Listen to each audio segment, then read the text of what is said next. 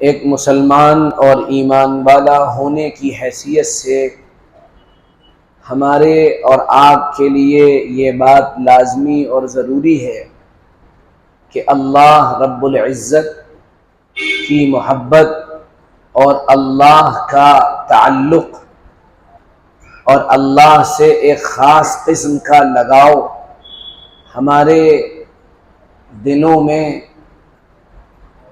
ہونا ہی چاہیے۔ اللہ تعالیٰ نے قرآن پاک میں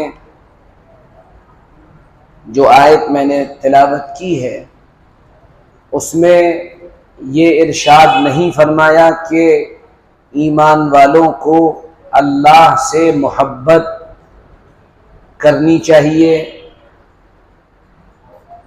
ایمان والوں کو اللہ سے تعلق رکھنا چاہیے، یہ نہیں فرمایا، بلکہ بات جو فرمائی ہے وہ اطلاع کے طور پہ فرمائی ہے، انشاء کے طور پہ فرمائی ہے، اور ارشاد فرمایا کہ ایمان والا تو وہ ہوتا ہے جو اللہ سے محبت کرتا ہی ہے، یعنی اس کا تعلق تو اللہ سے ہوتا ہی ہے۔ تو اس لیے یہ ہماری ذمہ داری ہے۔ کھڑے کیسے ہو؟ بیٹھ جاؤ نا۔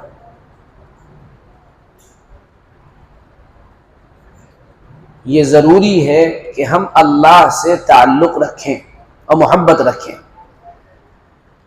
اللہ سے جب بندہ محبت کرتا ہے اس کی بہت سی نشانیاں ہیں، اور جب اللہ بندے سے محبت کرتا ہے اس کی بھی بہت سی نشانیاں ہیں۔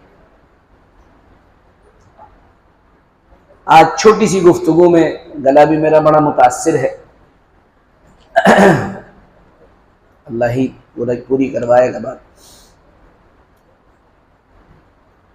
جب اللہ بندے سے محبت کرتا ہے تو اس بندے میں کیا نشانیاں ظاہر ہوتی ہیں، آج تھوڑی سی بات اس پہ کریں گے۔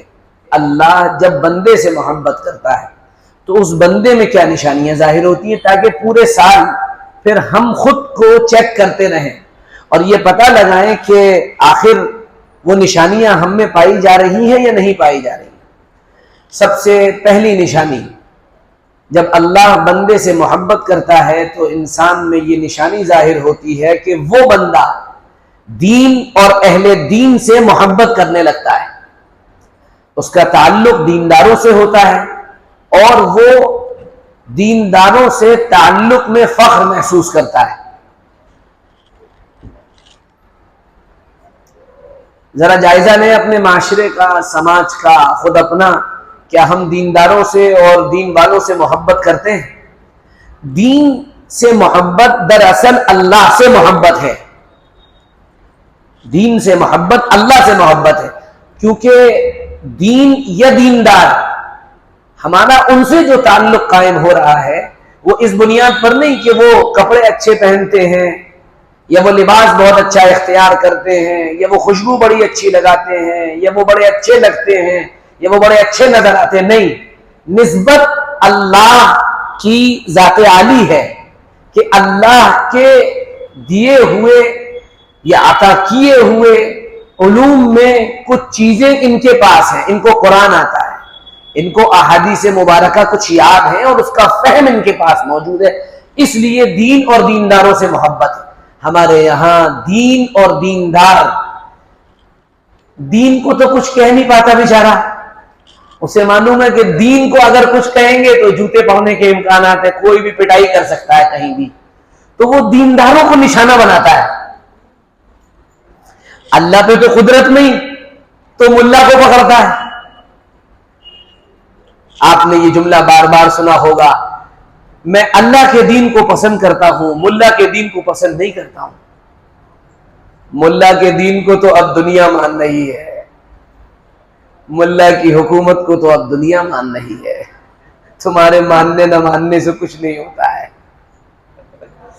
یہ تو اللہ نے منوا دیا کہ روکھی سوکھی کھانے والے اور مدرسے کے ٹاٹ پر بیٹھ کر پڑھنے والے وہ دنیا کی 64 ملکوں کی طاقت کو گھٹنوں پر بیٹھا چکے ہیں۔ قل اللہم مالک الملک کی مصداق ایک جماعت ساری دنیا کے سامنے ہے۔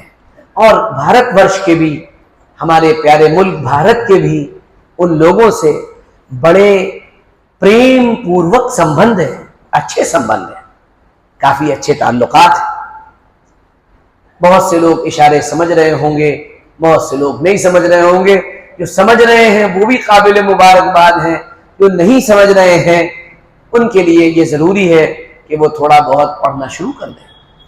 سمجھ میں آ رہی بات؟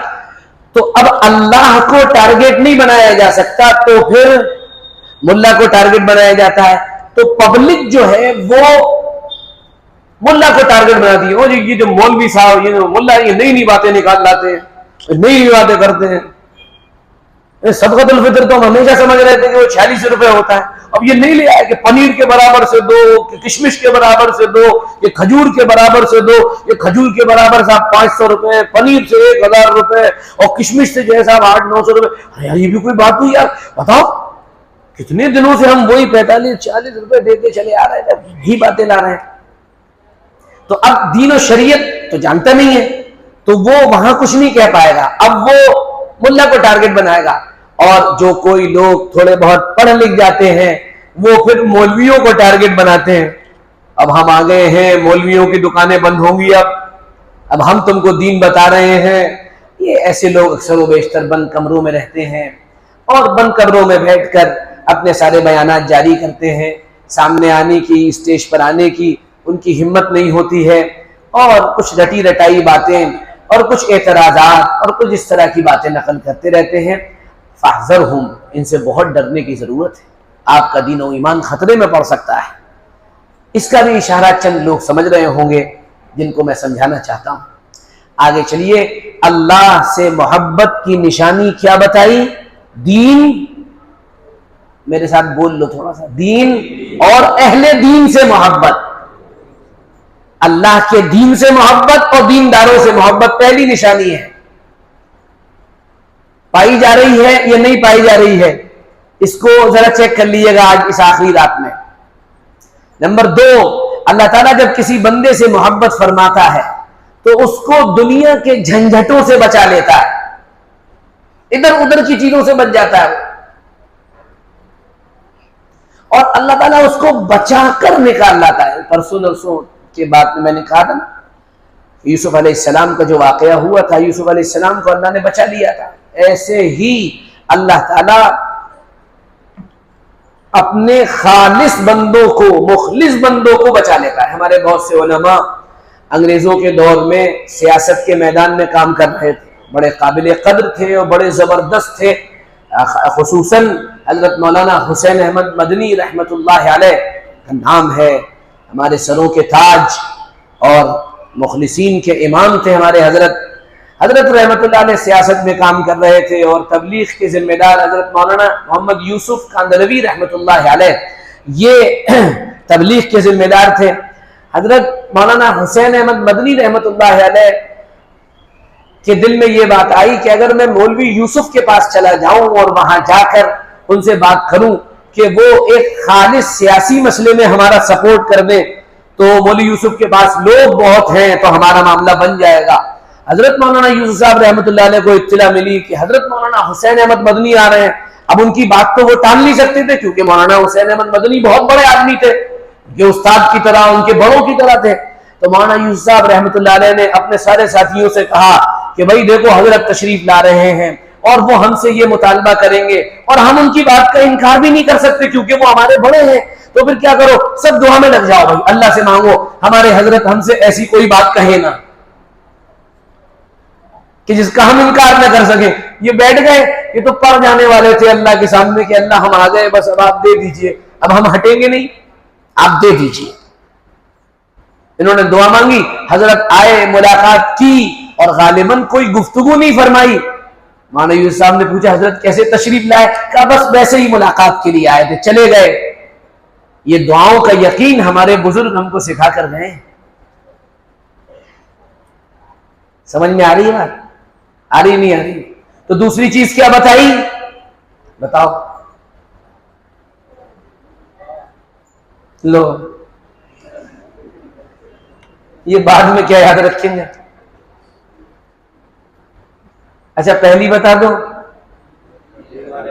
اور دوسری اللہ ایسے بندے کو دنیا کے جھنجھٹوں سے بچا لیتا ہے. ارے یہ یاد کر لو میرے پیاروں, آگے سمجھ میں, ہمارا تعلق اپنے رب سے جو کٹ گیا ہے وہ جو ہو جائے, یہ حل ہے اور حل نہیں ہے. آپ سب حل کر کے دیکھ لو, ساری چیزیں کر کے دیکھ لو, جب تک آپ کا تعلق آپ کے پیدا کرنے والے خالق اور مالک سے نہیں جڑے گا تو میرا اور تمہارا عقیدہ ہے, عقیدہ کہ حالات انسان نہیں بدلتا, تبدیلی انسان کے ذریعے سے نہیں آتی, پہلے تبدیلی اللہ کے ارادے میں آتی ہے, پھر اللہ انسانوں کو لگاتا ہے, پھر تبدیلی آتی ہے. اس سے پہلے تبدیلی نہیں آتی.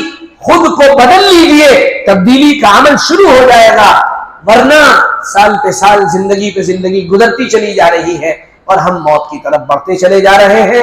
اللہ اپنے کرم سے ہمیں آخری رات میں کم از کم یہ بات سمجھنے کی توفیق عطا فرما دے, اور اپنے کرم سے اللہ تعالیٰ یہ بات سمجھا دے, یہ ہمیں سمجھ میں آ جائے کہ ہمارا تعلق ہمارے رب سے صحیح ہے یا نہیں, اور وہ ہم سے محبت کرتا ہے یا نہیں.